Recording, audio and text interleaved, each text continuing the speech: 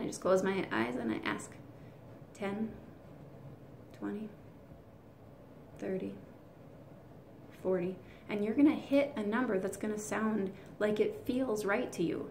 Like if I'm doing all this for a person and I'm saying, okay, I'm going to do this for $30, it doesn't feel like an equal energy exchange to me. And guess what? Whether I like it or not, or whether I intend it or not, I'm not giving them the quality of what I want to be giving them, because I don't feel the equal value. I feel like I'm giving them so much more than what I feel like I'm getting in return, whether it's financial or emotional or whatever other energy exchange I'm asking for in return. And the problem with that is if it's not in balance, we're not going to be on the same vibrational plane to be able to help each other. Okay? If I'm giving out more than the person is willing to give back into me, that's a huge imbalance. You cannot affect change in a person who doesn't want the change. You can't want it more for them than they want for themselves. So if they valued what you are offering them, that price back, you know that they're with you on it. You know that they're willing to work as much as you are. Because I don't know about you, but I'm passionate about the people I work with, and I'm passionate about the work I do. And I don't play. When I put my all into somebody, I don't play. I want to give that to people that want to work as hard as I do back. So don't be scared of asking for what you feel is the right value for you. And if it's $100 or $10 or $1,000, it really doesn't matter. And if you compare it to, you know, the person down the street doing the same thing, that's not going to work. Okay? You cannot compare your value to somebody else's value. And it all goes back to concepts of self-worth. Okay? One other quick, wonderful little technique. Okay, so you know how money, you have bills coming in, and so you write on your little calendar, oh, this is due at $10 due to MailChimp, and you know, $15 for this, and $100 for my rent. You write it on your calendar, right? Or I've got my $1,000 bill, but my minimum payment is $40, so you write $40 and the date due. When you write an intentive budget, you write it according to what you plan to pay. You don't write it according to the smallest amount due. Because guess what? You're going to make enough money to make the smallest amount due. So when I set down my monthly budget, I get out my calendar and I intentionally, not just, well, I know this is due then, this is due then, this is due then, this is due then. I say, what do I want to put out for income in the form of paying debts this month? What do I want to use my money for? And so I'll put down, yep, let's see, okay, on the 1st, I plan on paying this much for my rent. And then I plan on paying for my website and my hosting, and I write the amount. And then, oh, let's see, so I have $1,000 on my supplement account. You know what, I don't want to pay just the minimum amount. I'm going to pay $300 to that. And I intend exactly what I want to pay. And then something just remarkable happens because you're not working towards the smallest amount that you can pay anymore. And I would suggest starting with what you know that you already owe, because you'll start developing a trust in it. Now I just go about my day and I earn my income and I know that I've got it intended. I don't worry ahead of time. I just go and every day give my best to my work, and I know that I am asking for what I feel is value for me. And then when, okay, so the 1st comes out and I write that check and I send it. And I know it's in the bank. Obviously I figured out it's in the bank before I send out the check, but the point is, don't ask for the littlest amount that you feel people will pay, and don't intend on paying the littlest amount that you feel like you're going to be able to pay, because that's exactly what you're telling the universe that you are worth, and it's exactly telling the universe what you feel like you're going to have in abundance in order to give back. The third little tip about money is understanding that it's also just an energy. It doesn't have to be money as the form of payback. I completely blanked out on what I was going to tell you about that. It'll probably come back. But understand that money is it's just an energy. You're just exchanging it. We tend to just worry so much about the money that's what we end up putting out there, is the concept that we are not valuable enough to be able to have this kind of abundance. And that's what needs to go away, okay? How not to be a slave to your phone or your laptop. Because when you're in business for yourself, typically on the phone an awful lot. I went into business for myself because I wanted more time. I wanted freedom in my time, in my finances. I wanted to be with my kids. I still homeschool my kids, and I still am at home with my youngest one. And so I'm very planned with how my hours in my day look, so that I can run all my companies and be what I want to be for my family without burning myself out. And part of that is, you know, I designed my life specifically for this. I'm certainly not going to give it up by being enslaved to my phone or to my computer. I am going to set up things as much as I can automated so that it can work for itself, and I'm going to educate people as much as I possibly can so that they can help themselves before they need to get back together with me in another appointment or another phone call. You don't do the things that make your designed life fall apart, okay? So if I decide what I'm going to do then is, if the phone rings and it's not a time that I have set aside to be working, I'm not going to answer it. It's just going to have to go to voicemail, or it's just going to have to go to the person that I hired, or it's just going to have to go to the answering service. So what I particularly do is I have set times in my day that I go and I look at my phone and I answer everything that needs to get answered. And I don't even have it turned on when it's not those times, because I'm going to hear those little dings and bells, those dings and bells, and then I'm going to go, oh, I have so much to do. Oh my goodness, there's so much I need to do. I don't worry about it. I'm with my kids during that time, and I'm fully there with my kids during that time. When I go to my phone and I do my work, then my kids are busy with what they need to do. I have the intention to be now present with the people that need me and give back for as much as I can do for as much time as I particularly have to set to that. Not the other way around, not as far as how much my to-do list is demanding on me, because then I, again, am going to feel out of control. I'm going to feel like I really have not designed my life like I thought that I was designing it.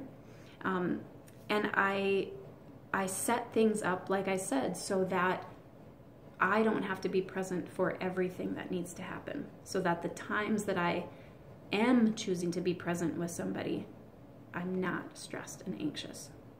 Okay.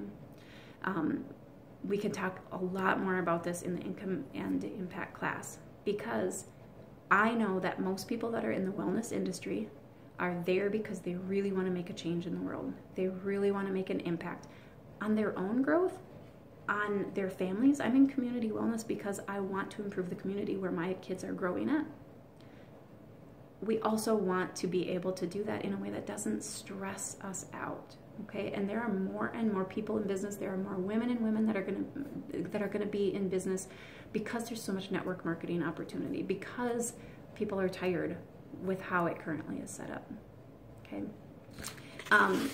Going over let's find the business card so that I can quickly remind you of all of that. Okay, the business card is your calling card, correct? So it's all about you, right?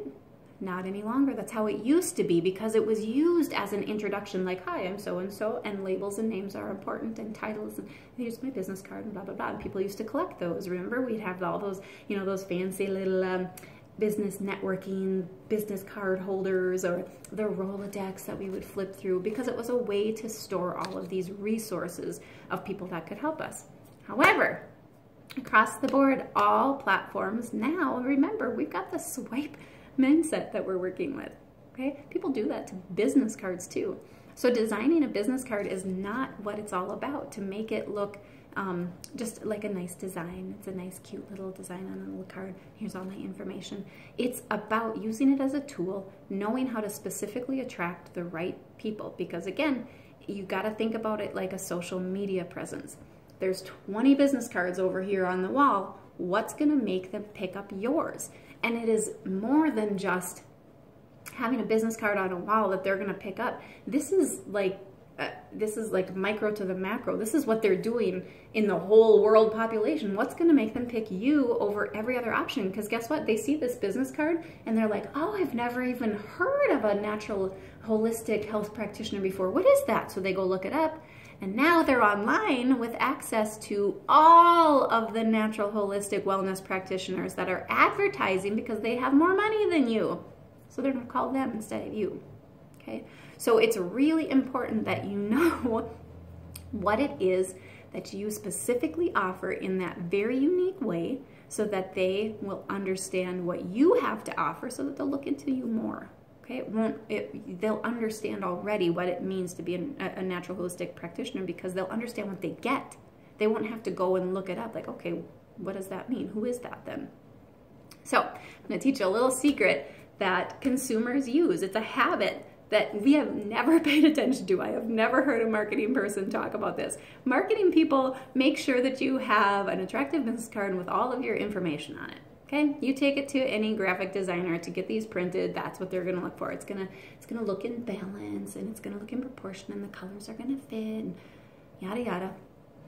So here's what they do. There's business cards out there. They pick them up. They look the longest at the front. They flip it over, back to the front.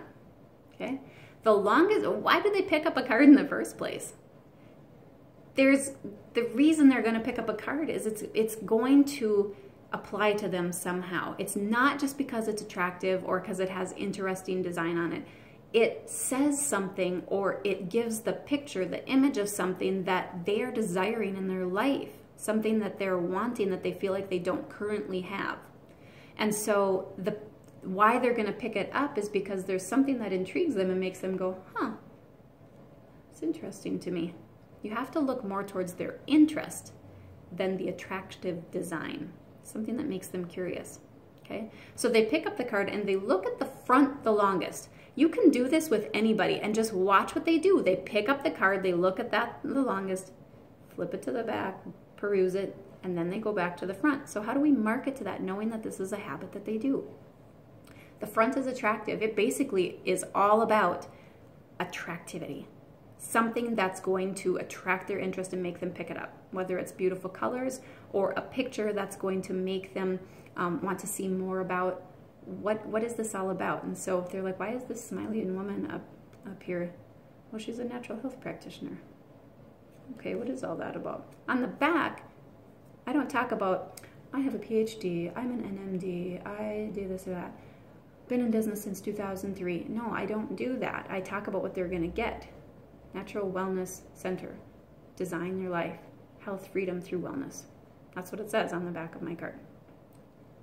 So this is a wellness community card. So it covers basically wellness altogether.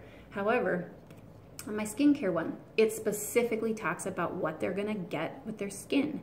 On my gut instinct program, the card specifically says what it is that they're going to get. Okay, so remember, it's not what they're going to achieve or what their results are going to be. I share the experience of what the appointment's going to be like.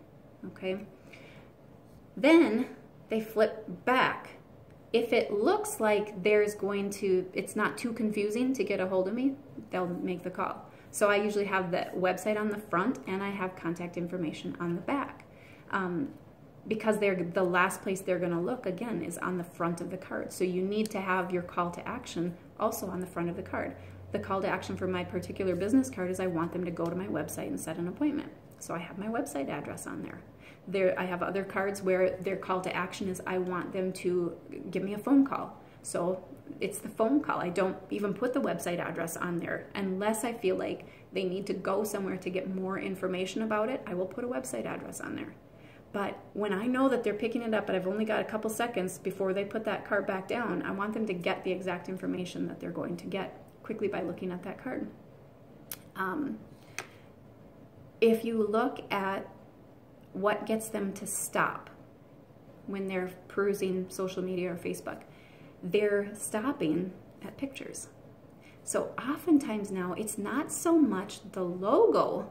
Because remember, everything about branding was you got to have your logo out there for everything because everybody's going to know what a logo is if they're going to recognize your colors and they're going to recognize your shape. A logo is still a brand material, yes. But to get them to stop and look at you, images are generally what you're going to want to turn to. Remember what I said about my little poncho cloak site? I just have an image on the front because they're going to be like, oh my God, that little girl is so cute. Look at that little dog, it's so cute. And they're going to pick it up and they're going to look. Okay, so think images. Your logos can come in so many other ways. It can go on the back side of the card. It can, when you direct them to the website, it can all be up on that website. You can use the same colors that are in your business card. Like for this one, I have this, it looks the same as my website.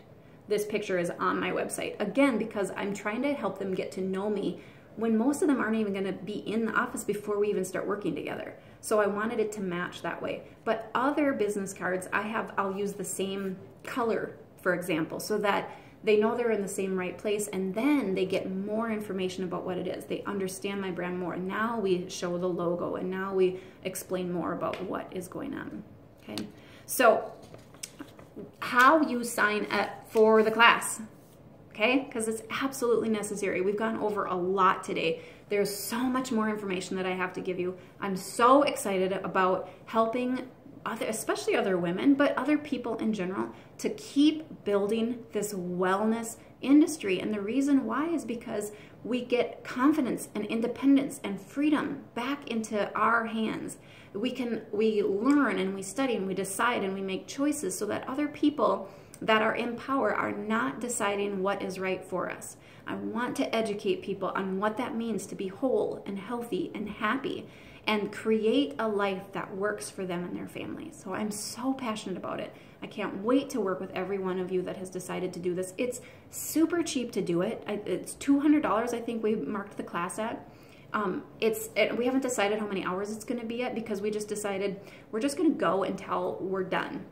It's in a taped format so that you can start and stop as much as you possibly want and go back to it. We decided against doing a webinar format just for that. We may actually even do one in person later on so we can work one-on-one. That probably is going to cost a little bit more.